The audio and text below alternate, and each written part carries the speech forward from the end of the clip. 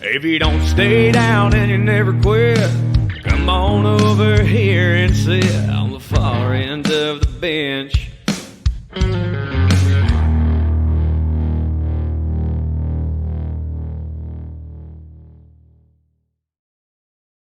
What's going on, ladies and gentlemen? Welcome back to the Far End of the Bench podcast episode. I don't know, because Jimmy's not here, but this is Niko Bryant, otherwise, a.k.a. Charlie Conway, coming to you in the middle of Spooktober. Oh, there's Jimmy. There's Jimmy enjoying his time off. It's almost fall break there for Jimmy, so he's coasting through with Ferris Bueller over here.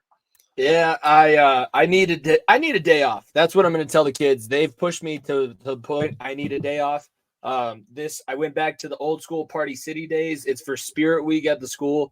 We're dressing up as your favorite movie character, and I figured that I was going to school. I might as well be Ferris. So yeah, it's all polyester. I feel it's weird. I feel it's not the same. It's unfortunate. It's not the same. I do it for the kids. I think they're going to get a kick out of it. And then I'm dressing up as Ken on. Do those kids know what Ferris Bueller's Day Off is? Because if I'm going to be honest with you, I haven't seen that movie in its entirety myself. So I don't know. It gives me the opportunity just to show. I'm going to show the parade scene where he's singing and leads the entire chorus in Twist and Shout, because I think that's going to be fun for them to watch. No, they probably haven't ever seen it. I have a few. I have a few old souls. Yeah, I always have a few old souls, but I don't think it's going to be very popular amongst the kids. But the teacher will get a kick out of it when they see me walking around and everything like that. And I'll get spirit points because I'm winning back the spirit stick. Far Into the Bench, episode 155. I know I left Niko out there on the limb. I guess I've been absent 9 times. 9 times I've been absent now. We got a lot of fun things to talk about. Before we get started, follow at FEOTB Pod. Subscribe to the YouTube channel. Be sure to follow our TikTok too. That's starting to go a little bit better now that we have Brandon helping us out with making the videos. So big shout out to him. Big shout out to everybody who follows, subscribes. Leave a like on the video. Leave a comment. Tell us how you feel about certain games. We've started to get a little bit more interaction, but we'd love to have everybody going. And again, if you put your picks in the comments, I will check, and if you put it in there before the games are over and you have a better record than Niko or I, which good luck, because I went 4-2 on the weeks. Boy, that's what I'm talking about. I got a game back. One game back. I'll take a 3-3 record still. I'm not hating on that. Oh, we're killing it. I'm 16-12 this season so far. You're 20-11. So those extra games that you got from the trivia, they help. But we're pretty hot right now. And we're going to talk about our experience this past weekend at the Broncos. Obviously, we're also going to take a look at the NHL is starting. We're starting to get to that point in time. I remember because last year during fall break, we went to Las Vegas and we stayed, pretty sure it was over my birthday weekend. So we were there Monday night. We sat in Caesars Palace Sportsbook from 4 p.m. until about 11. Drank a lot of beer that night. Sorry to my kids that are listening. Sorry to the parents and everybody else, but we were celebrating my birthday, and I was literally watching football. I watched Monday Night Football here. I had 2 screens of NHL going. There was basketball on the other TV, playoff baseball. I was just like in heaven, and I apparently have the ADHD to be able to deal with that because I loved it. I watched all the screens. I think I won money betting on the Avs. It was a good night. So we're almost at that time. We have to take a look at the NHL. We're going to make our predictions, and we'll take a look at the scoreboard because that season has started. I believe the Avs are tomorrow night, right? They're on TNT tomorrow. On Wednesday, as you're listening or watching. Yeah, Wednesday. So opening night was Tuesday. So yeah, the season is off and running. I love it. I loved every second of it. I've been trying to get rid of football for a while now, and I texted you the morning of us recording and was like, hey, let's talk some hockey. Let's bring a little joy back into our lives, huh? Because your team's doing better. My team is an all-out fire sale. So let's bring some joy back into our show and then back into a little pep in my step with the Avs starting Wednesday and the Nugs starting in a week and a half. Things are moving. Things are looking brighter. We don't have to deal with the Broncos 24/7 in this state anymore. And we got to talk about it too because we won't ever touch on baseball. Have you watched the playoffs so far? I have. I've been winning a lot of money. I'll tell you what. I've Yeah. been hammering a bunch of anytime hits and money lines, and for whatever reason, betting on the Rangers, Phillies, and Astros has been very, very good for me. So I'm gonna stay hot. So absolutely. Yeah. There's been a couple. I mean, that Diamondback series is Oh, probably D-backs up 2-0 against the Dodgers. They are notoriously bad. NL West in general is notoriously bad at Dodger Stadium. To win 2 on the road, I'm excited. I'm ecstatic for them. That's great for their franchise. Their last playoff, I think, series win in general, where they moved on to the next round, was against the Rockies when the Rockies were the last team of the wild card, and I was there in 2019, or maybe it was 2018, whatever it was. It was very unfortunate how it ended for the Rockies, but the D-backs moved on, and Archie Bradley had a triple that moved it on. But yeah, I'm excited for the baseball postseason. It is very exciting. It does get the ball moving. It does bring a little juice into the air.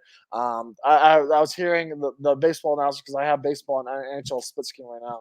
I was hearing him say, yeah, that when you feel that cool, crisp air and you're still playing baseball, that's always a good sign. So the cool, crisp air is upon us. Summer is gone. We are directly into fall. It is a strange how it changes, because as a kid, fall ball, it's the kids who are dedicated, but it's not as fun playing baseball in the fall when you're a kid because it's cold and not everybody's playing. Everybody's playing football at that time. The summers where baseball's really big as a kid, and then MLB. This is the important season. Everything else up until this point, unless you get into the playoffs, all you got to do is make sure you get into the bracket. And we're seeing teams like Arizona. All you got to do is have a couple pitchers, have a couple guys that can get you through the lineup and swing the bat. And that's what they're doing right now, leading that series 2-0. Over on the other NLDS, the Phillies and Braves. I mean, the Braves are one of the best teams that I can remember in a long time. They are top to bottom stacked. Acuna is a 5-tool player. He can hit bombs. He chases everything down in the outfield, steals bases, everything. He can do it all.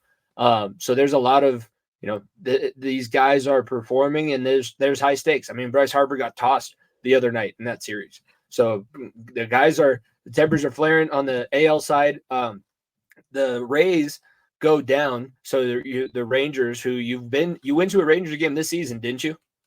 Last season.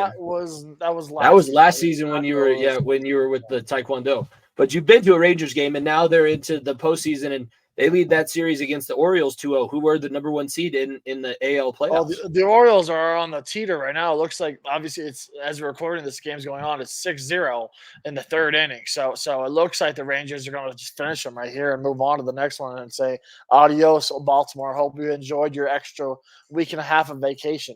The Rangers seem like an all-out wagon. The Orioles, unfortunately, just did not have enough juice. But the Rangers have everything going for them. And right now, they look like they're going to get Scherzer's back as well. It's big time. They are ready, and they are ready to get this thing going for them, because they got a good team, good top to bottom, good pitching, good hitters, and a lot of hot hitters right now. And look, I don't know if anyone's gonna be able to stop the Astros, because the Astros have been unreal too thus far, but they have all the right juice. I'm hoping. I mean, it was cool.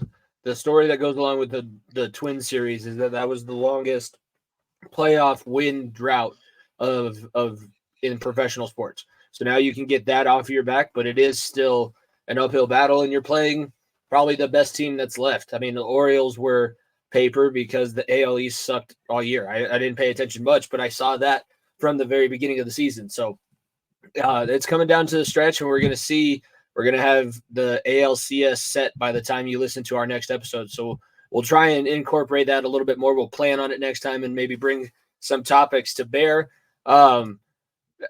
This is we're talking about. So Sunday, I got a text from you Saturday morning. I was down at the outlets. We didn't play until 5:30 up in Greeley, so I had a long drive ahead of me, but we were getting some shopping done and hanging out. And you sent me a text. You're like, "Hey, do you have any plans on Sunday?" I was like, "Nah, probably not." I was like, "Do the Broncos play here?" Okay. And it's the Jets game. So then you send the text, you want to link up, and you gave me your extra ticket. So we went to the Broncos game live and in person in Denver, saw the stadium in person with the upgrades. Upgrades are nice. Upgrades are very nice. Overall, like, it's still worth going to the games. I'm sure you can give a little bit better perspective because you're the actual fan who saw what happened there. I mean, we left early because after that fumble, you're just like, we might as well beat the rush. We got on the first trade back, so we hit it at the right time. But I told you before that even drive started, or maybe the drive before that when we scored to make it a one possession game. I said, if we don't score here, I'm not sitting here and watching this. There's a feeling across the city, and look, like I said, that's kudos to everyone that wears orange and blue around the city still, because man, it's like I said last week, it's getting harder and harder and harder every single week to show up with a clown mask. Be like, here we go again. I'm still riding this team, and then just preparing for the worst. Like Jimmy, it's getting so bad. It's getting so bad. But luckily, the stadium upgrades are nice. The stadium upgrades are nice. We can talk about that. But is it going to be this week that Vance Joseph is finally fired? Because I didn't realize it. I mean, sitting there in the stadium, we saw the big run happen. Breece Hall did in the second half kind of do whatever he wanted. The Jets were moving the ball, and a 10-point win in the NFL. That proves that they deserve to win that game. The Broncos had no chance. They didn't do any of the things that they needed to push it over the line, and they let it get away from them too late. But Breece Hall's rushing for 177 yards. Like, you've already given up a game where 3 guys ran for 150 on you. At some point, have some balls, have some backbone, have some pride in your defense to get yourself in the right spots to stop the run. If you can do anything, stop the run. Make these quarterbacks beat you, and they probably still will, because everybody outside of Surtain and Simmons can't really cover. But come on, man. Stop the run. Jimmy, this team has no backbone. This team has no spine. This team has no will. This team has nothing. Absolutely nothing. That's the best way I can put it. This team put together will not be able to win anything. And look, you look at the gauntlet of a schedule this team has. You need to blow this thing up before the trade deadline on Halloween night. It should be giving out candy. It should be the Denver Broncos giving out players for whatever they can get. There's only one player that you don't pick up the phone for unless it's for 2 firsts. That's Patrick Surtain. Everybody else, and I mean everybody else, is available. Come and get what you want, ladies and gentlemen, because Justin Simmons is available, Garrett Bowles is available, Cortland Sutton, Jerry Jeudy, Javonte Williams, you name the guy, Mike McGlinchey, DJ Jones, anyone that's not either on a rookie deal or on this or a very, very young upside prospect is available. Okay, so you see what this team is right now, and you look at what they are. This team needs a full-blown makeup, a full-blown blow-up. It needs to be redone, and it needs to be over. It needs to be moved on, because I am sick and tired of 8 years now, Jimmy. 8 years of thinking, you know what, this team could be something. You know what, this team could be something. You know what, this team could be something. 8 years of this, and 8 years straight of no. Look, you can say what you want about being a losing franchise. When you're a losing franchise, that means you always have some little hope. There is a difference between teams that tank and set themselves up for betterness. The Lions, for instance, had some very, very tough years, ended up with Matthew Stafford, Calvin Johnson. Had some very, very tough years, traded Matthew Stafford, got them into a position where they're a top team, Super Bowl contender. The Cincinnati Bengals lost, got Joe Burrow. You have sat in mediocrity at max, at best, for 8 years now. You need to say, this team, this makeup, this city is done just thinking of hope. Put this team in success, because if you look, Russell Wilson, I tweet out, Russell Wilson will never win here. He's not the problem. He is not the problem. But Russell Wilson in a Denver Broncos uniform will never win anything here. And if you lose so badly that you're a top 3 pick, I'm telling you right now, you take a swing on a quarterback. That's where you're at. I don't care if Russell Wilson's not the problem. No, he's not been the problem. But I also watched him bowl the game-winning touchdown the other way to the defense when the game mattered. Okay, Jimmy. When it used to be mean something. Play a mile high. It used to mean something. Be like, you know what? That doesn't matter, win or doubt. Good or bad team. When you come in a mile high, you play in Denver. You know the Broncos will always have a chance. Always have a chance to win that game. I'd be hard to find a single person in that stadium that was a Broncos fan that had belief that we were going to win that football game. That's what this team has done. It's what this ownership group has bought. It's what this general manager and president of football operations has established. This team is the biggest joke in the NFL, Jimmy. The biggest joke in the NFL. The Bears have some slight of hope. The biggest joke in the NFL is the Denver Broncos. You lose to your former head coach, Josh McDaniels, your former defensive coordinator, Jack Del Rio. You lose to your former ball boy, Mike McDaniel, your former head coach on the defensive side, Vic Fangio. Then you lose also to your former head coach again, Nathaniel Hackett. It doesn't get much worse than this. It doesn't. This is an embarrassment. This is why I'm happy to be talking about hockey. This is why the city is so excited for October 24th to come around where the banner gets raised. It's because the Broncos are dying. They are dying. They are losing this fan base. They are losing this city because the city is realizing how exciting the Avs and Nuggets are to watch every single night. They're realizing that, I don't have to rely on a team that has given me false hope and just false propaganda for 8 straight years. We sold our soul for that one Super Bowl. Was it worth it? Probably. But I'm going to tell you right now, this is unheard of, and it is not what this organization is known for and should take.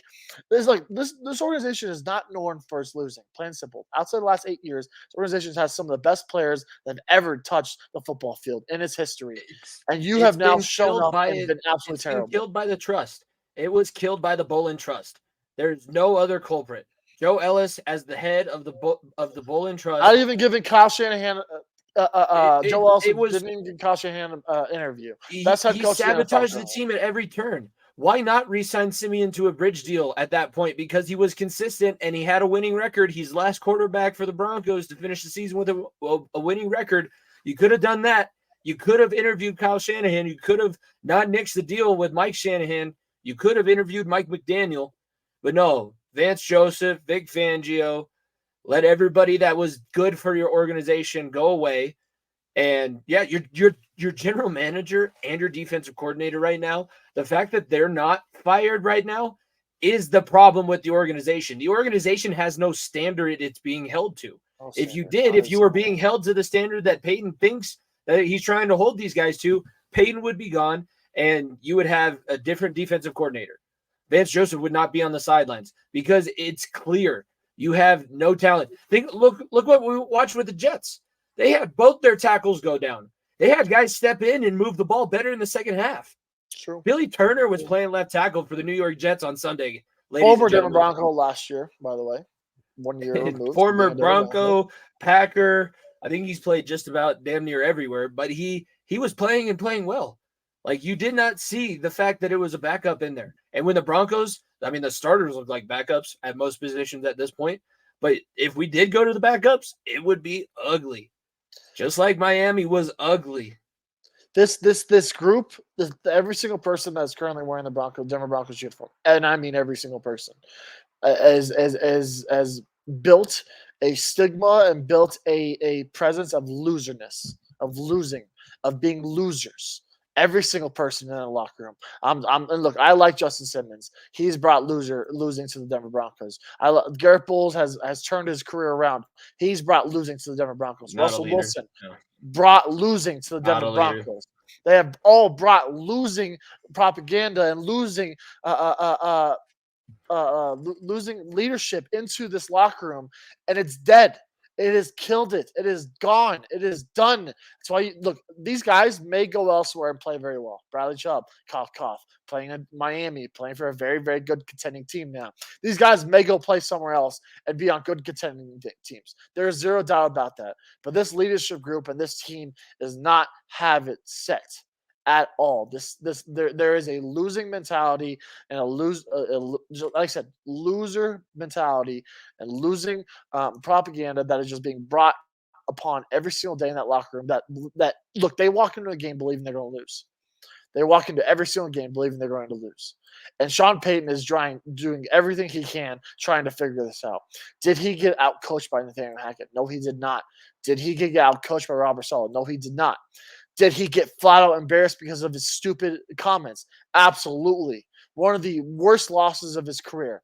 You go out and say that, and your defense puts up that good of a performance where your offense can't even figure it out in the second half. that relies on you. Unfortunately, it really does. I don't think the players want to play out. for Peyton at this point. They need to get new players in there because the guys It had no has to fight. be. Think about It it. has to be. That was one of the main differences. Everybody rallied around Hackett and Saleh, and with Zach Wilson on the Jets sideline, they fought as one. And nobody on the Broncos sideline really looked like they were that interested in helping one another out. They're fighting it's 11 individuals out there. And when you're playing with 11 individuals, you play with basically nobody. And that's why you get embarrassed for 177 yards on your ass. There's no other way to put that. That was dominating. Like, I feel bad we watched that. We should have turned away. It's an audition tape of what teams come and get me. Jerry Jeudy out there going to Carolina Panthers posts and following which Carolina the only Panthers winless team left in the league. Like, it really is just so funny. Like I said, how smart that Alabama I'm so done with this team. I'm just so done with this team and so done with this organization right now that really it will take an all-out scorch earth mentality. If this team doesn't make more than 4 or 5 trades of getting rid of players for draft picks and trying to build up your fucking draft capital after you wasted it on your $300 million ass quarterback / your head coach, then I'm going to be very, very disappointed. Plain and simple. And when I say everyone is available, I mean everyone is available for the correct price. Cough, cough, Patrick Surtain. Everybody else, I don't look. If the New England Patriots, who have been absolute shithole right now, or the Atlanta Falcons give a ring to the Denver Broncos and offer a 3rd-round pick for Russell Wilson, but you have to pay for his contract, you take the deal. You take the fucking deal. And you can quote me on that. If they offer a 3rd-round pick for Russell Wilson and the Broncos have to eat the contract, then fucking take it. Because I can't stand it. And you throw Jared Stidham out there. And look, like I said, Russell Wilson's not the problem. This team has a loser mentality and starts with the quarterback. It does. I'm sick and tired of kissing babies, hugging wives, being Sierra's husband. I want winning football.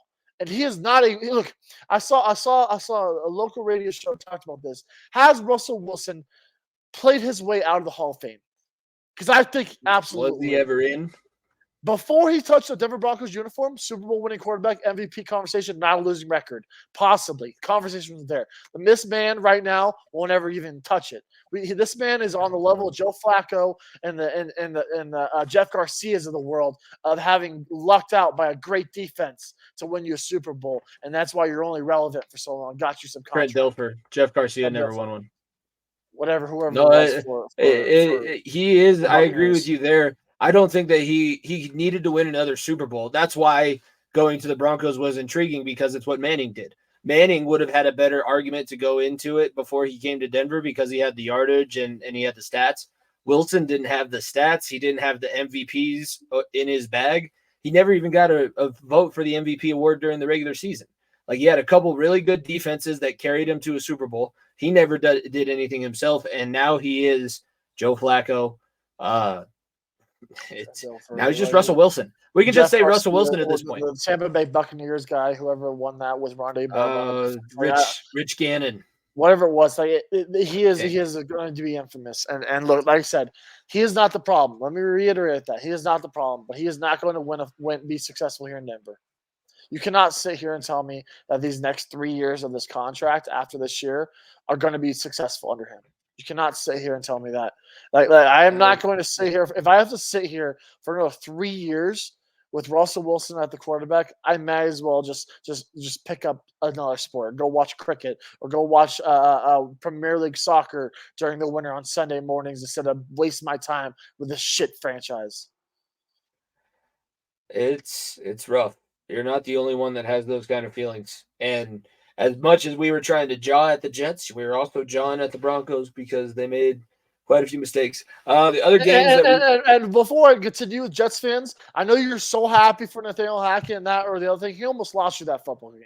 Okay, let's not forget about that. The fact that you didn't score at the end of the half with the ball on the own 15-yard line. And then also, you gave the Broncos the ball back because you threw the ball a couple times and stopping the clock. Let's not forget, yes, Russell Wilson threw that game away, but Nathaniel Hackett's offense almost fumbled you that game.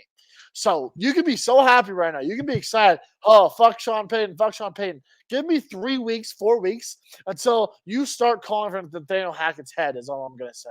So happy. Everyone go hug him. Everyone go pet that goatee of his. Because I'm going to tell you right now, unless Aaron Rodgers is calling plays and gets off this Achilles where he can stand on the sideline and help call plays, Nathaniel Hackett will run your team into a position where you will be a lower half of the league team still, even with that good of a defense.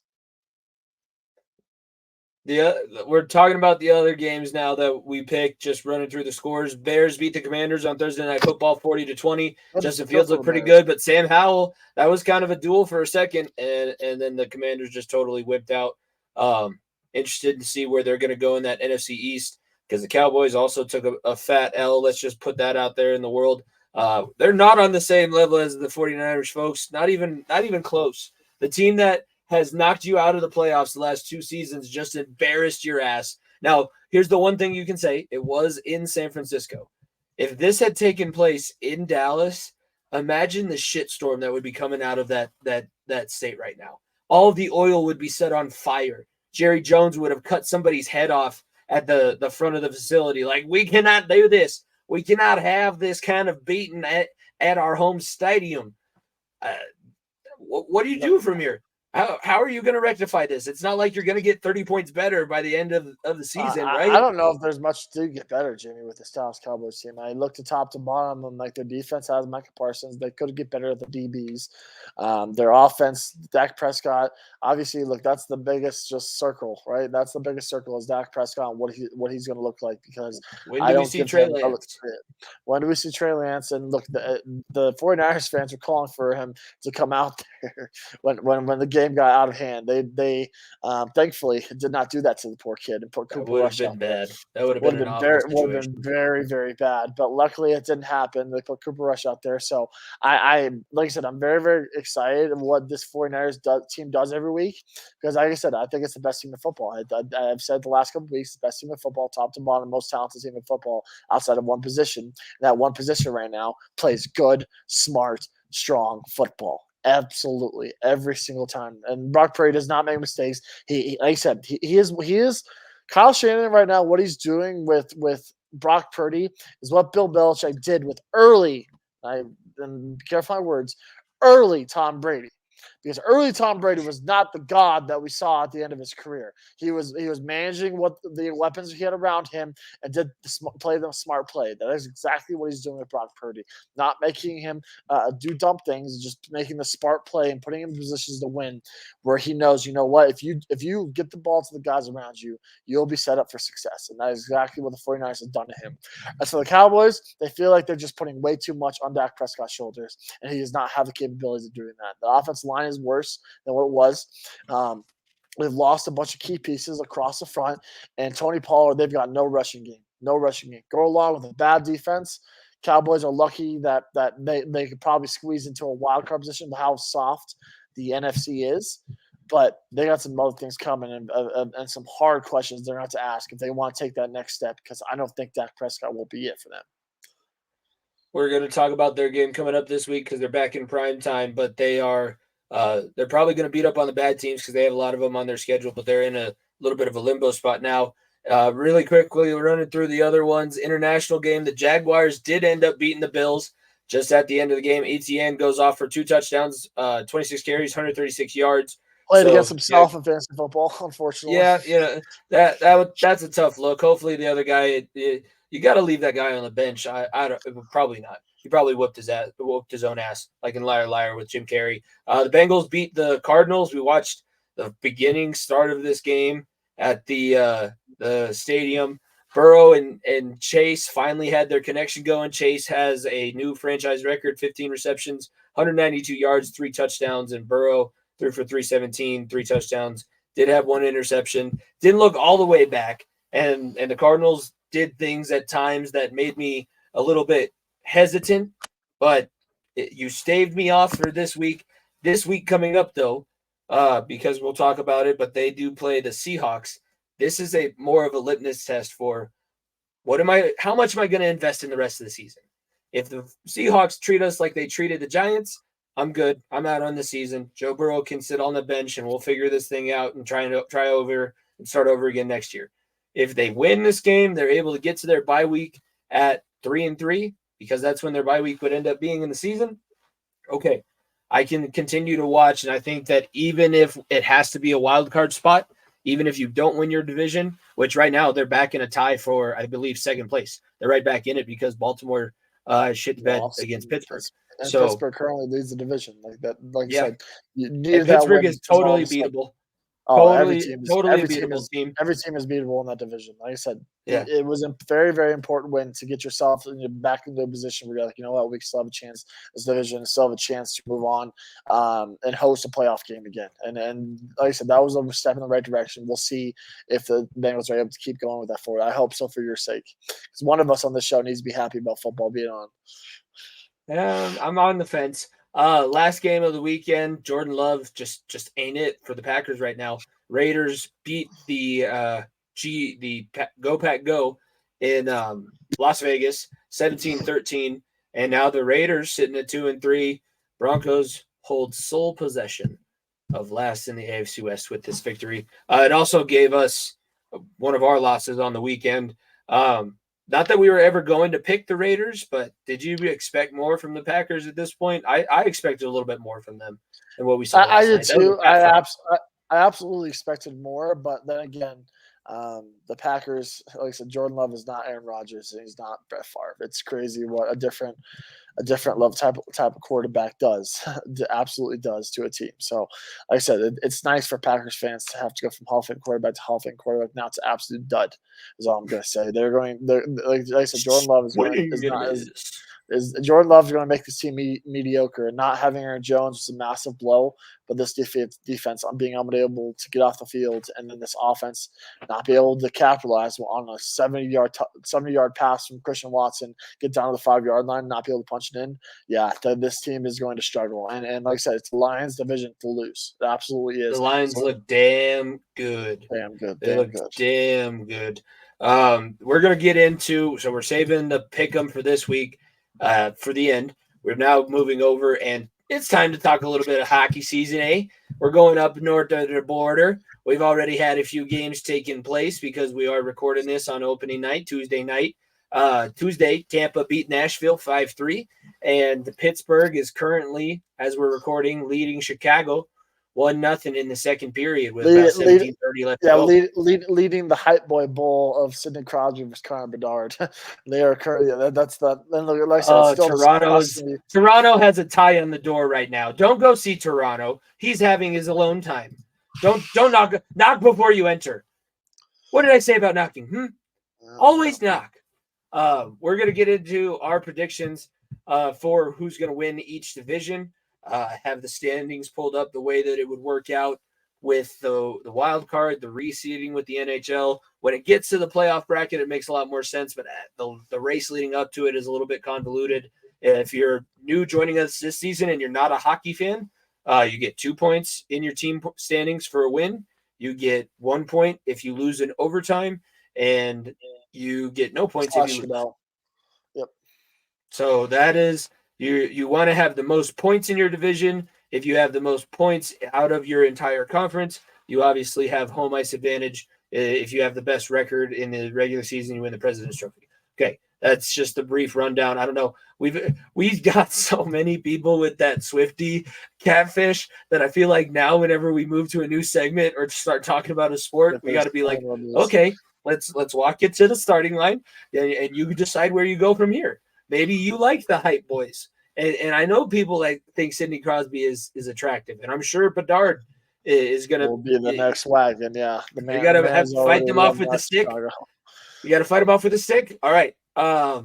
Let's look at the division. So we have in the Atlantic for the Eastern Conference, Toronto, Tampa, Montreal, Florida, Buffalo, Detroit, Ottawa, and Boston. Boston obviously having the best regular season last year and then losing in, I believe, the first round, right? They got knocked out in the first round. Lost in the first round, Yep. The Florida Panthers went on the miracle run and they bring back Matthew Tkachuk, but that's a short off season when you lose in the finals. So now you're you're trying to struggle, trying to get guys back. And Kachuk was very hurt. Their team was very hurt. So interested to see what happens to them. Buffalo has had a lot of hype for a while. And you're like, okay, well, are you going to shit or get off the pot here? Toronto, also another team. Like, you got past the first round barrier and you thought everybody stopped playing hockey after that? No. Oh, honey, you got 3 more series to go. You got possibly 21 more games left, sugar. Those first 7 are hard, I know. It just gets harder from there, big guy. So I don't know. I don't know what's going to happen in that division. I'd like to say that it's going to be somebody different than Tampa, but I know our friends at We the Thunder would be mad at me. So I'm going to say that Tampa wins the division, and I'll go Buffalo takes second. I'm going to go not so fast here, Jimmy. Tampa Bay will be without Andre Vasilevsky for the first 2 months of the season on the IR with an injury. So that will be massive. Okay, then Florida will be in the lead. Hold on. And guess who's at goal? Who's in goal for them? Old friend of the Colorado Avalanche. Take a guess. He was not started here, but he played some games here. I have no idea. Jonas Johansson. Oh, JJ. JoJo is in net as going to be the number 1 goaltender for Tampa Bay for the first 2 months of the season. So possibly 30+ games, which is, like I said, for that alone, I'm gonna have Tampa still in the playoffs. I'm gonna have them on the outside looking in. But I'm gonna have them missing. I'm going to number 1 seed. I'm going to the Toronto Maple Leafs. I'll be the fucking one that like I said, I've done this on the show a couple times already. I did. Austin Matthews is absolutely unreal. You add Ryan Reeves to this team. You add a bunch of pieces that add grit to this team. Like I said, you got the monkey off your back. You're able to win a playoff series. I think this team can take the next step. I think they're that talented with Marner and Matthews now. Matthews got that massive contract. And like I said, they're going to rely heavily on Matt Murray and company and net and back there. But I like what they're doing with Morgan Riley, and I think this defense is going to be much improved with the grittiness they added with the Ryan Reeves of the world. Yeah, Ryan Reeves is not a good skater anymore, but seeing him wearing that blue jersey and being across the ice still inflicts a little bit of fear. I think Boston takes a step back. I will say Boston takes a step back. I think losing Bergeron, ending his career and losing a bunch of key pieces, Taylor Halls of the world, I think it's going to end up coming back to bite them. I think they're a fringe playoff team. And I do not believe that Ullmark will do this exact same thing like they did last year.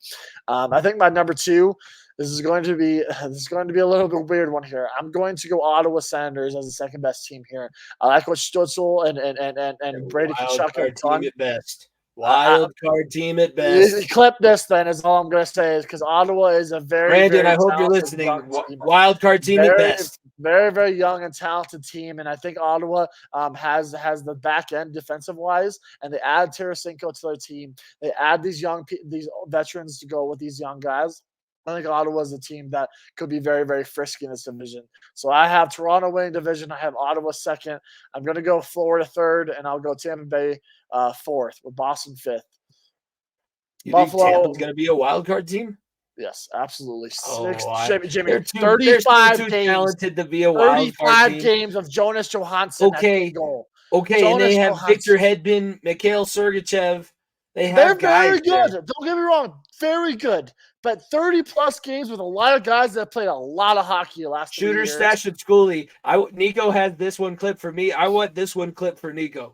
Shooter Stash and Schooley. If they are, let's go. Let's make a gentleman's bet. They will agree. They will. No. Here's the gentleman's bet. I say they will be top 3 by the time Vasilevsky comes back. You say they're going to be 5? Yes. No, I'm not saying they're going to be. I think they finish 5th. But I had them 4th. I went. Toronto, okay, I'll say they'll finish top 2. I went by the time Vasi gets back. If they finish top 2 by the time Vasi gets back, I win. Yeah, that's fine. Top 2. Anything else, you win, and we can figure out what the stipulation is from there. I will agree on that. All right, we're a little contentious to start things off, but I do agree with you. Boston's not going to be very good this year.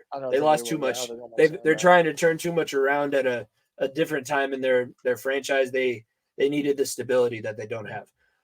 Moving over to the Metro, the teams in this one: Washington, the New York Islanders, Pittsburgh Penguins, Carolina Hurricanes, Blue Jackets, Philly Flyers. Blue Jackets, by the way, losing their coach just a couple weeks ago. Babcock is out of there. You out.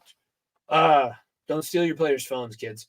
Philadelphia Flyers, New York Rangers, and the New Jersey Devils, last year's playoff teams, if I'm not mistaken. Carolina, New York, New Jersey, and was it the other? New York? Okay. I'm pretty sure that's it because there we go. The Penguins and the Islanders, I think there's 5 teams out of the Atlantic that made the playoffs. I think it will continue. For me, I'll start hot. This is the weaker one for sure. This is absolutely the weaker one. I'll start hot. I'm gonna ride the Devils this year. I think Jack Hughes is going to be very, very good. I don't believe in the Rangers as much. I'm gonna go Devils here. Winning division. Pittsburgh is very, very frisky every single year. I think, but I still have to put Carolina as number 2. They added Carlson. I think Carlson will be a massive, massive help, but Crosby's not getting any younger. Malkin's not getting any younger. Letang is not getting any younger. Letang's not getting any younger either. Jari is going to be a very, very massive piece for them going into the season and see how well he does. I think that's going to be the guy they have to lean on to win a lot of ball games. So I'm gonna go Devils 1. I'm gonna go Hurricanes 2. I'll go Penguins 3, and then give me the Rangers 4. Is how I'm going to go. I don't believe in the Islanders still. Shesterkin is a very, very good goaltender, and I think they have a lot of hope, but I don't think that they're offensively yet. I'm going to go Carolina because Carolina won it last year. I think that I like what Brendan Moore does. I'm going to say Carolina is 1. I will pick – I think I agree with you about New Jersey. I think they're right there, and I think they could be pushing for that 1 seed. But right now I have it Carolina, New Jersey, New York, Pittsburgh, the Rangers and Penguins kind of on the same thing. Both of them, if you show me, sure, you guys can both be playoff teams, but I think it's going to be one of those 2. And the last team I can see possibly making it, it would be nice for everything that Columbus has to go through and the fact that fan base never gets anything that they want. And now with this whole thing with Babcock and it would be cool to see them back in the playoffs. That was a cool story when they knocked out Tampa in 2017 and upset the number 1 seed as the 8th seed. As my hot take, I'm going to say Columbus gets the 4 and they possibly make a wild card spot in the playoffs. I'll ride my Ottawa Senators take over the Columbus Blue Jackets. Oh, you will? Yeah, I'm sure. I'm sure. Johnny Gaudreau, Johnny Hockey is gonna wipe the floor with these guys. Johnny the Metro doesn't know what's coming. Yeah, Johnny Hockey, Patrick Laine leaving the front. That's the 2-headed monster. I don't know many Columbus Blue Jackets. I know that they had that one goaltender who had the unfortunate 4th of July incident. I don't know many other people who play for the Blue Jackets. And I just know it's not going to be Philly. I think Philly will be good in the future, but they're just still getting their pieces together in the front office. They haven't even started putting their pieces together on the ice. So they're still a ways off. New Jersey's frisky. I don't think that's too hot of a take to say that they're going to win the division because Jack Hughes is that good. People were debating whether he'd get to 100, and I think he got to 105, 106, got it comfortably. Now people are thinking 115. If he's healthy for a full 82, why not? That is the skill level of this guy, and he's playing with pretty damn good line mates. I'm pretty sure Bratt's still there. I'm sure that they have guys that are there to facilitate his playmaking ability. So that's going to be – they're in a good spot still. Moving over to the Western Conference, we always start in the Pacific because you guys know who we root for since we're a Colorado podcast, and they reside in the best division in hockey, and that is the Central Division. But the Pacific does have the reigning defending Stanley Cup champions, Las Vegas Golden Knights. They just had the cup out at the cup. See, we're talking hockey and my Canadian accent comes out. They had the cup out at the Monday Night Football game over there at Allegiant Stadium, coming back with a lot of the same pieces. That's the thing about Vegas. That's the trap. That's why people fought it for so long. Because if you live in Paradise, Nevada, which is where a lot of the team lives, and you have some success, you are gladly taking crappy, just the worst contracts because you're I love where I live. It doesn't cost that much money to live here, and I get to be on the Vegas Golden Knights and continue to have a great shot at winning Stanley Cup championships because I'm pretty sure White Cloud and I'm pretty sure McNabb both took super, super short deals, total team discounts just to stay in Nevada and stay playing for the Las Vegas Golden Knights. So they are still a threat. we'll see how they deal with the Stanley Cup hangover. It doesn't seem like they've been partying quite as much as the Avs did. Maybe it's just because I don't see it on a daily basis on my social media feed. But also out of the Pacific, the Kraken, who was a playoff team last year, Edmonton, and Los Angeles. Edmonton nearly beat that. That was probably the toughest series for the Golden Knights in the entire playoffs, but really wasn't even that tough a stretch. Vegas was just that dominant, and Eichel and the boys were on a mission last year. What are you seeing in the Pacific? Is it Vegas's division again, or do you see Edmonton stepping up to the plate and taking it back? I'm gonna write Edmonton. I think Edmonton still is the most talented. I'll say that most talented team. That's because of the two-headed monster they have at center. Like I said, it's Malkin, it's Malkin Crosby. It's that level of ask of 1-2 punches at the center position. I think that's what gives them the edge. I think Vegas will still be a very good team. I'm going to go Edmonton here 1. I'm going to go Vegas 2. I'm gonna this is where it gets tough because the Kings looked a lot better at the end of the season last year. Obviously, making the playoffs and being a little frisky there. But again, Seattle won a playoff series last year against a team that came off winning the Stanley Cup. Seattle looks like a team that they're healthy, could be a very, very good team again.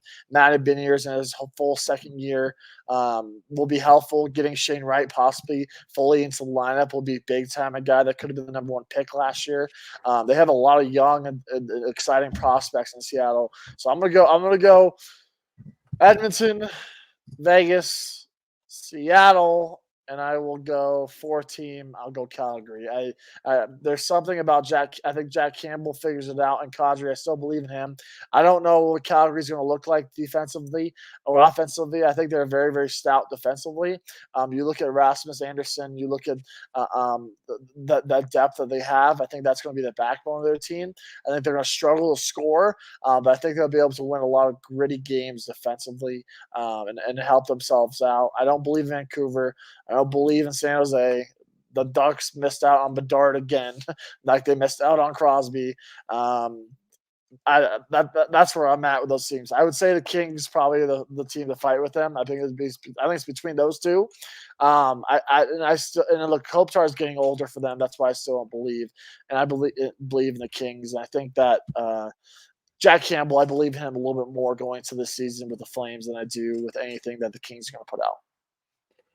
I have no faith in the Flames. I think there's only 3 playoff caliber teams in the Pacific. I think if Vegas probably wins the division, I think Edmonton will be 2, and I think Seattle has shown and the way that they played that playoff series, they adapted to that level and that style of hockey very quickly. I think the Avalanche were a little bit taken off guard because they thought, they didn't have guys that had been there. I think they only had a few guys that had that deep playoff experience. But they adapted and they played a gritty, grimy playoff game. So if they can get in the tournament, they were tough for the Stars too. So let's not forget they were tough in the second round. They were tough throughout. I think those 3 teams are the teams you have to look out for. The Kings, you said it, they're getting old, and Calgary. They have some young pieces. Adrian Kempe leading the head of that young movement, but I just don't believe in their goaltending and the inexperience they have back there. That's where they were getting goaltending above their head last year, and that just doesn't last. That doesn't go season to season. So I don't think that they're going to get that this year. And we have to shout out the San Jose Sharks because Darren, I know he listens to the podcast. He is a San Jose fan. Keep working in that rebuild, buddy. Don't pay attention to hockey for a few more years. Just stick with Golden State. Talk about those guys. Talk about your Raiders. Chat with Tyler about the 49ers. Don't pay attention to hockey in San Jose right now. It's not good. It's not good at all. It's not great. Central Division, where the greatest team in the history of sports franchises resides. The 2022 Stanley Cup champion, Colorado Avalanche. And the Dallas Stars, the Arizona Coyotes, St. Louis Blues, Chicago Blackhawks, the Wild, Nashville Predators. Okay, we said all the rest of them. Look, this division is talking. My voice is going. this division is the best division in hockey. It absolutely is. And look, I'm going to go out on a limb here. I say we don't win the division, and we don't have the hopes of winning a division. No, don't be one of those. No, don't be Jimmy, one of those. I am a smart human being, is all I'm going to say. Okay, I know how the Nuggets. I built a plan for them to win the NBA championship, and it's happened. I built a plan of how the Avs can get back to where they are, and I will agree that the two best teams in this Western Conference will come out of this division, Central Division. That'll be the Dallas Stars and the Colorado Avalanche. I know you hate the Dallas Stars with every passion of you, but right now, Jake Ottinger may be the best goalie in hockey right now, regular season wise. You add in guys like Jason Robertson and company. This team is going to get very hot at the right time, and it's going to be a very, very good regular season team. Very good regular season team. I'm going to pick the Stars first, the Avs second. But I will say this: the Avs had Gabriel Landeskog. They'd be the best team in hockey. I love the offseason additions. I could not stress this enough. Adding Jonathan Drouin, who was a guy a lot of people wrote off. Adding Ross Colton, who has a lot of big-time playoff experience, is massive. Getting LLC back, getting McKinnon back, getting Val back. There's a lot of great depth that they added to this team that I think is going to be massive. You're not going to see JT Compher. He's in Detroit. Eric Johnson's gone. He's in Buffalo. But you see a very young and very, very hungry team again.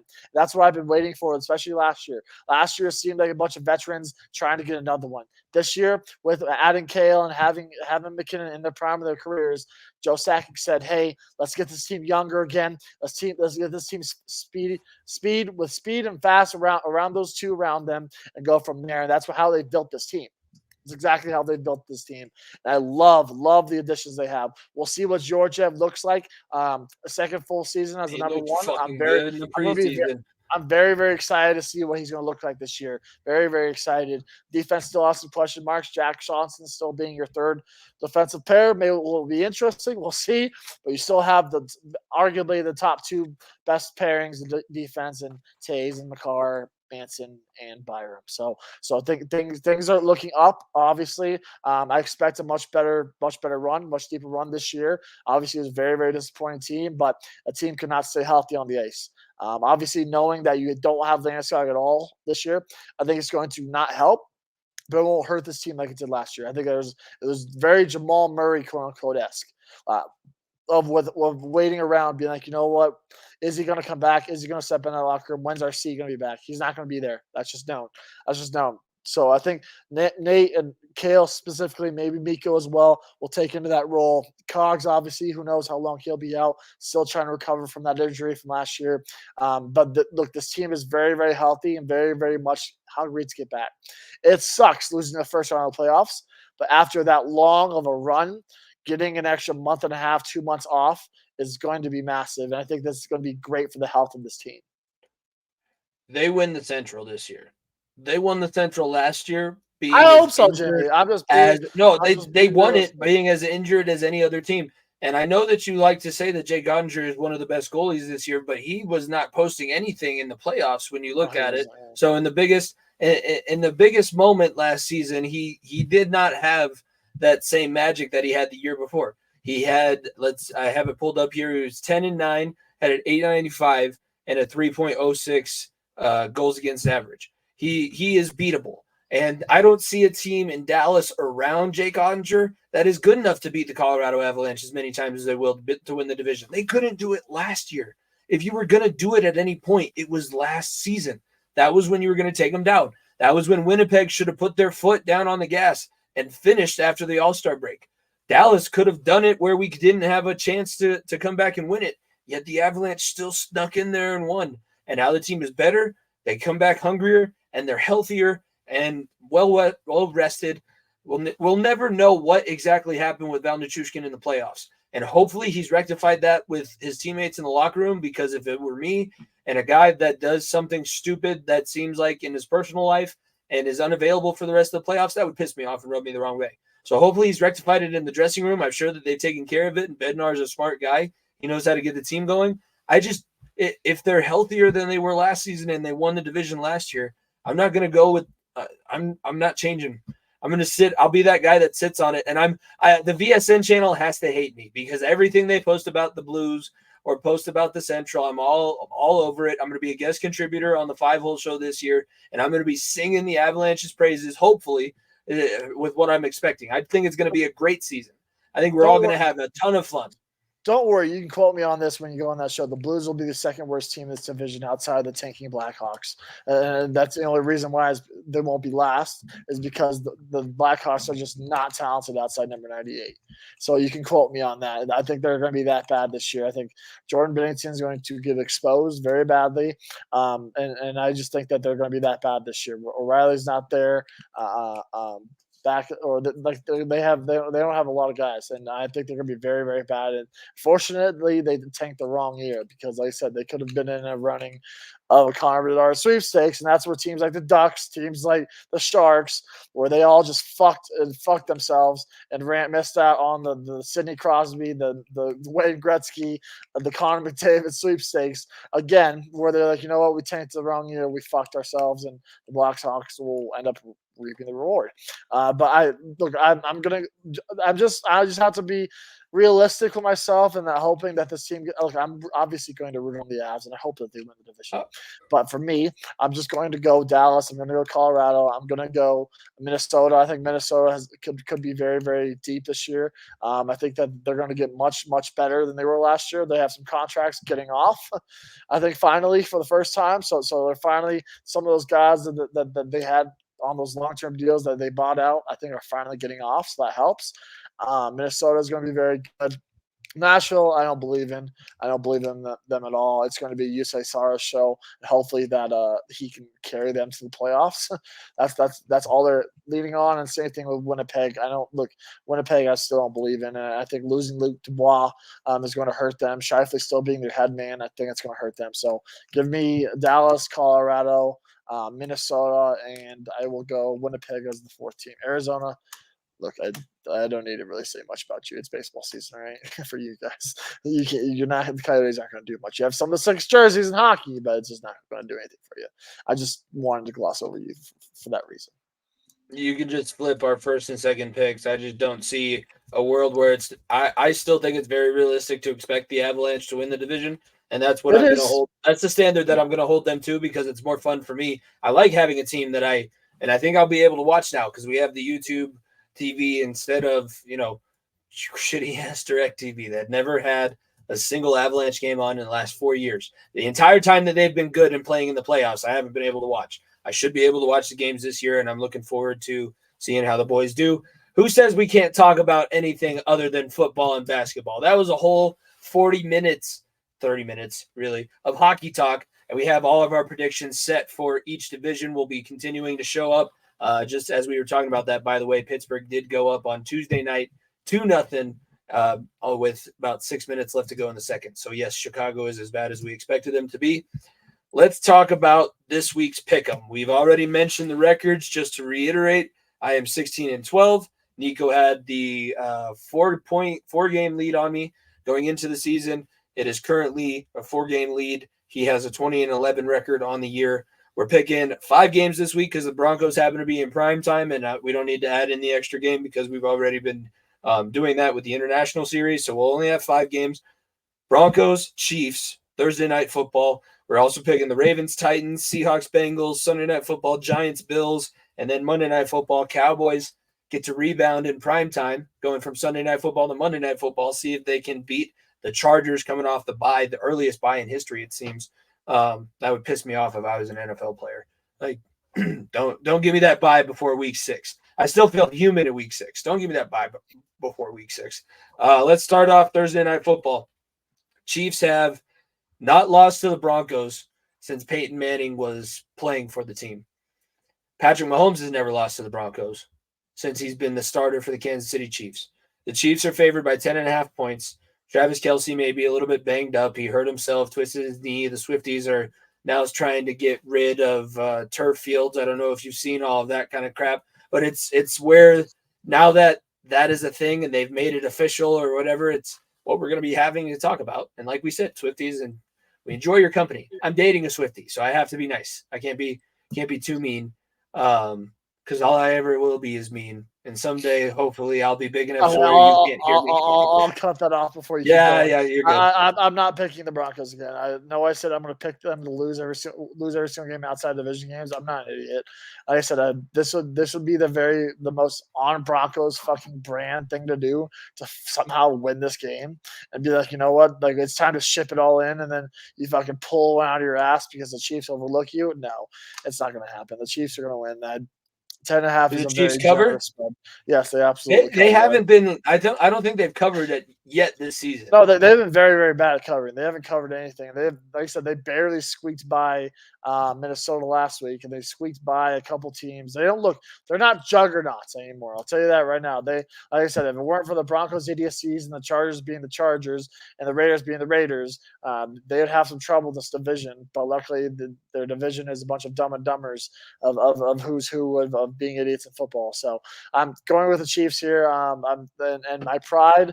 The only reason why I'm saying that is because my pride says to never pick against pick with the team that is in your division, but at this point it's a running joke, and please continue my sorrows and continue the downfall, because if the Chiefs embarrass us Thursday night, it's a week and a half, and you've got to think that week and a half it is going to be a fucking yard sale. So let's hope that it's an absolute fucking abomination where they get their ass kicked so bad that everyone gets sold before the game on Sunday and before the game start on Sunday, and things get hot going at the right time, and people it's an Oprah Winfrey show. You get this player, you get that player, it's all over again. So give me the Chiefs. They run away with this game. I'm also picking the Chiefs because the Broncos, this is not the team that's going to turn it around. Maybe next year, we'll see about it, but it ain't going to be this year, and it ain't going to be an Arrowhead where you break that streak. Moving to our next game, Ravens favored by 4 points going on the road to take on the Titans. Titans had the tough loss it's in London, so the Titans technically lose a home game, but I think they make it up somewhere else on their schedule. It'll be at Tottenham Stadium, same place that the Jags and Bills played last weekend. The Ravens favored by the 4 points. I didn't look. I should have looked up their travel schedules because honestly, we didn't talk about it too much in the Bills game. But the travel schedule that McDermott came up with, whoever told him that was a good idea should be fired. Why would you? They look so tired. They flew in on Friday morning.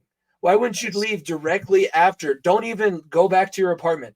We're chartering the jets. We're getting first-class tickets. We're going directly from week 4 to week 5 in Tottenham so that we can adjust to the time. And, hey, it may take us a little bit coming back, but we'll have that extra time. I'm pretty sure the teams that go overseas get a bye within a week or two.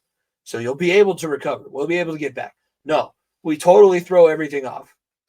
It just didn't look great. And then you have Travis Etienne, who hasn't done anything in the NFL, totally embarrass you.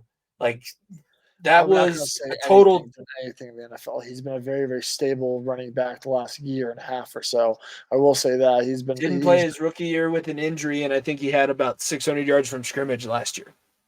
That's because he played half a season last year. When he has played, he has been good. I will say that. I'm not going to diss the ETN because he's done it very, very well on my fantasy team for 2 straight years is all I'm going to say. So as a fantasy owner of ETN, I'm not going to dish on the guy. But yeah, the Bills, it really hurt them going to London. And like you said, with these two teams, Tennessee coming off a tough loss, both teams coming off some bad losses. Both games where Tennessee felt like they should have beat Indianapolis, and Indianapolis with Gardner Minshew came in and beat you.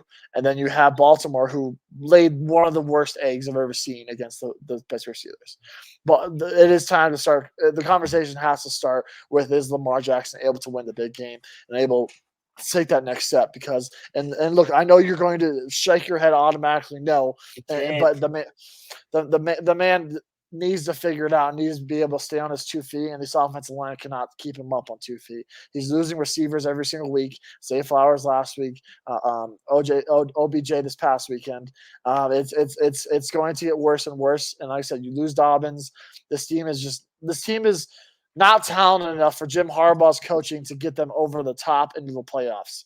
But then again, you can say the exact same thing for the Tennessee Titans. This team is not talented enough to get over Mike Vrabel's tough grit and good coaching. Because right now Tannehill looks like an abomination. Tyjae Spears looks like he could be the number one running back because Derrick Henry is losing a pep in his step.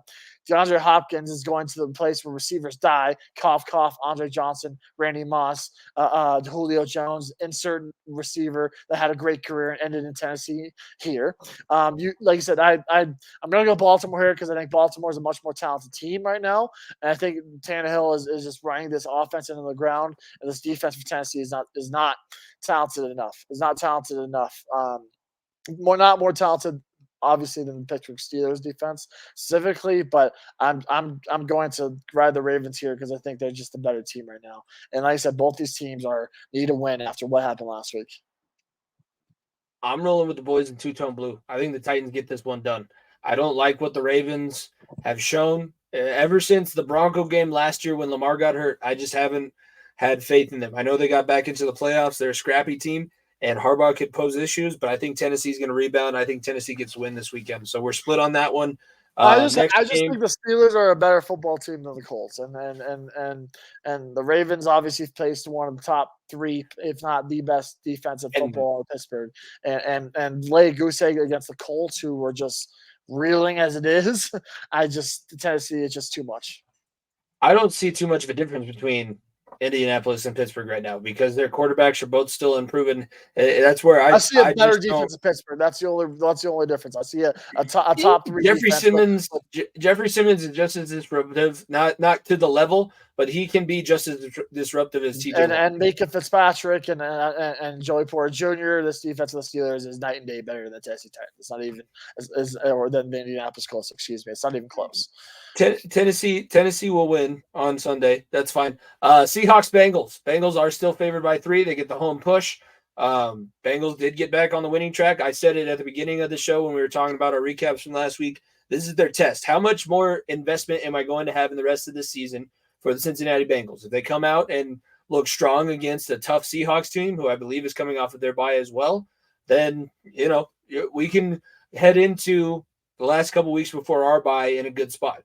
If they get embarrassed and Burrow looks like he can't move again and nobody can get the ball to any of the receivers who are whining and complaining and look like we did going into last week, I'm good on letting everybody rest for this year. We'll figure it out again next year.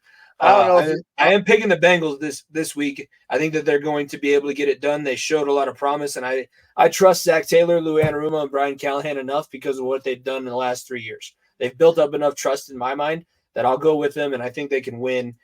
Even though Pete Carroll is going to be a problem. I don't know if you know who the number one blitzing team in the NFL is, but it is without a doubt it's number one. This is not Seattle Seahawks. They blitz the fuck out of the. Please zero blitz. Please zero blitz them.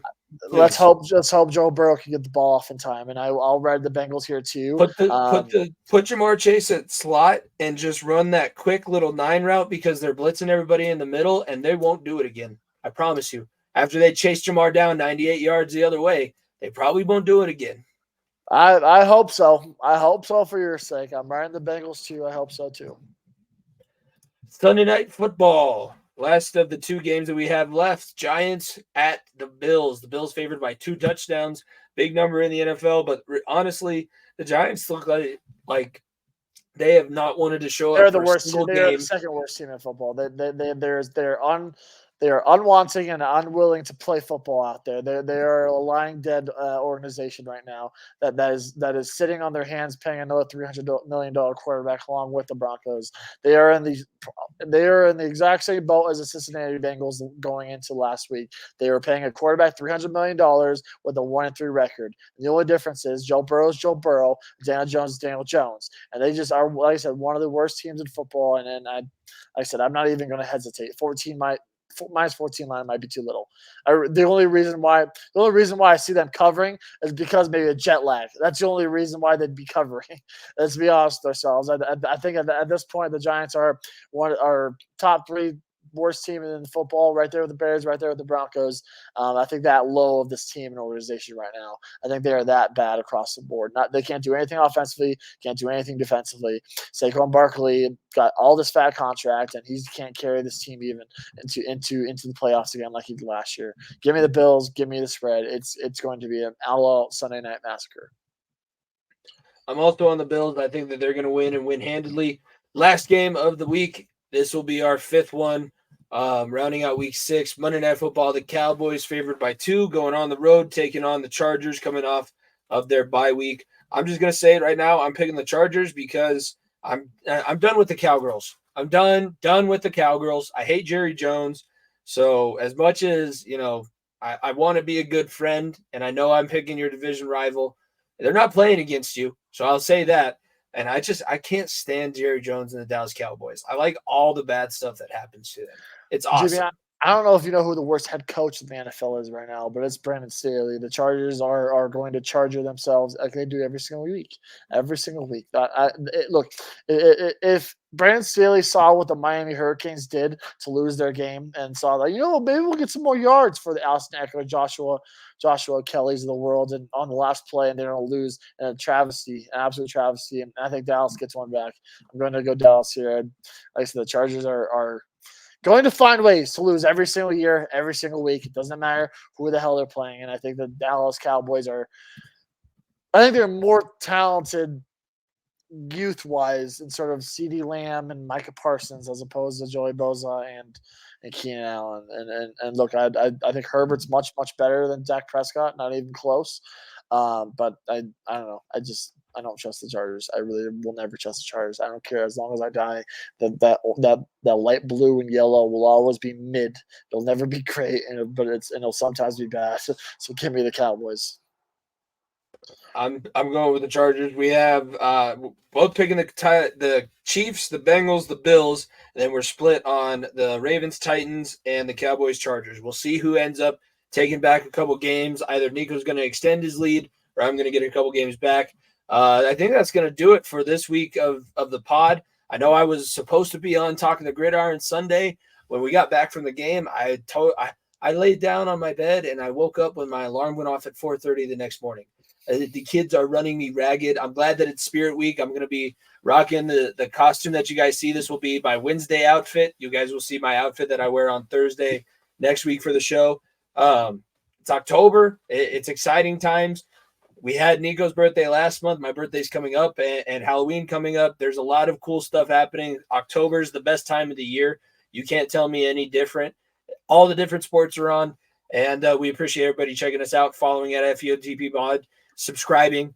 Nico, it's we're at the right time now. We're at the right time of the calendar. It's my favorite time of the year. As we're recording this, the defending champions are 2 weeks out from defending their their Larry O'Brien trophy. So football is full swing. It's killing me every single week. Luckily, hockey and basketball are back to get me through. So I'm very, very excited for the colder weather and the long sleeves to be popping on the hoodie. It's hoodie weather. Be sure to follow, subscribe, leave a like, rating, 5-star rating, and a review anywhere you listen to your podcast. Be sure to tell a friend to check us out as well. For myself, Jimmy Pilato, my co-host, Nico Bryant, episode 155 of the Far End of the Bench podcast. Thank you very much for listening. We will see you guys next week. Peace. If you don't stay down and you never quit, come on over here and sit